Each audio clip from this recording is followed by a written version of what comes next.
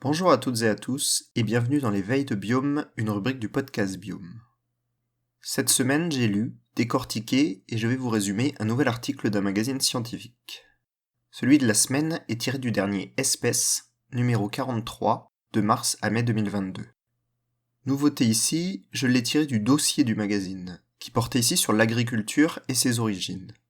On y retrouve notamment des articles sur le début de l'agriculture au néolithique, sur l'oiseau jardinier ou encore sur le maïs. Je vous conseille fortement tout ce dossier très intéressant. Mais l'article que j'ai choisi aujourd'hui pour vous porte évidemment davantage sur l'écologie et concerne les fourmis. Il est intitulé « Ces fourmis qui cultivent des plantes », est écrit par 4 chercheurs, Bruno Corbara, Alain Dejean, Céline Leroy et Jérôme Aurivel. Vous n'êtes pas sans savoir, je pense, que les fourmis sont déjà connues pour élever les pucerons. En effet, elles les défendent, les protègent, voire même les transportent dans certains cas, afin de récolter le miella que ceux-ci produisent. Mais les fourmis, comme les termites d'ailleurs, cultivent également des angiospermes, donc des plantes à fleurs. Alors déjà, qu'est-ce que cultiver ?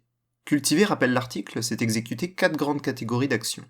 Semer ou planter, protéger le plant, nourrir celui-ci, et enfin récolter les fruits ou autres.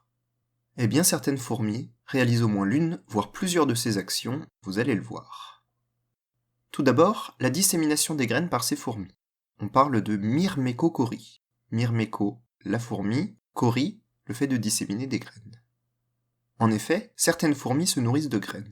Or, dans le nombre qu'elles déplacent et ramènent à la colonie, certaines vont pouvoir germer, parce que la colonie a été décimée, les galeries inondées ou détruites par exemple. Les graines déplacées pourront germer, permettant à des végétaux de coloniser un nouveau milieu.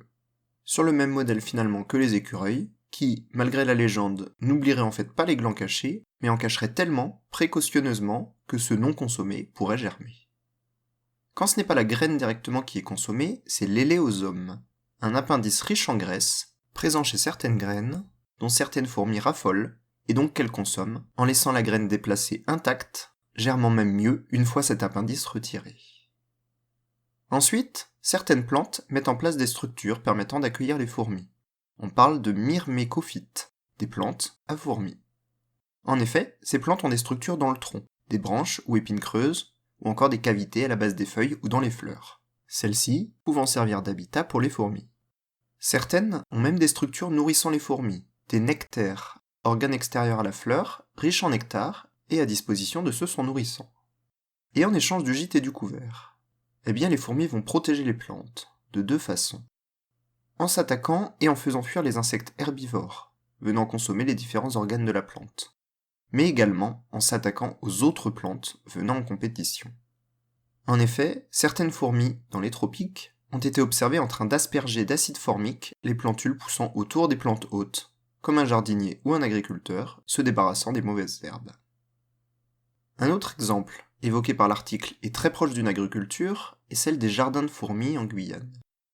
En effet, des fourmis fabriquent leur nid sur des branches d'arbustes, à partir de différentes matières collectées, dont des graines.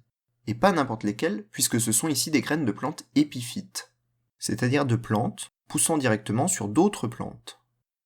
Plusieurs de ces graines vont pouvoir germer dans ce nid en construction, et leurs racines vont fortement consolider et agrandir ce nid.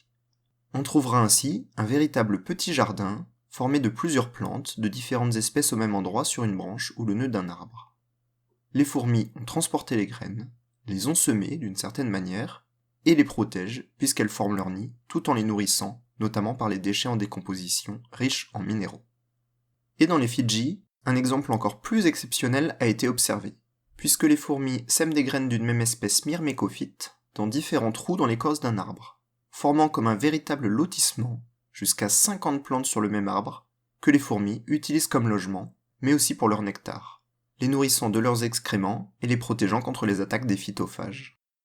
L'article termine en expliquant que bien souvent, les plantes, mais aussi les champignons, dont on n'a pas parlé ici, cultivés par les fourmis, le sont davantage comme logement que comme source de nourriture, une différence importante avec l'agriculture humaine. La semaine prochaine, j'utiliserai un article tiré du dernier Epsilon, tout juste sorti, afin de parler ensemble des très vieux arbres et de leur rôle indispensable pour les forêts. Bonne fin de semaine et à bientôt dans Biome.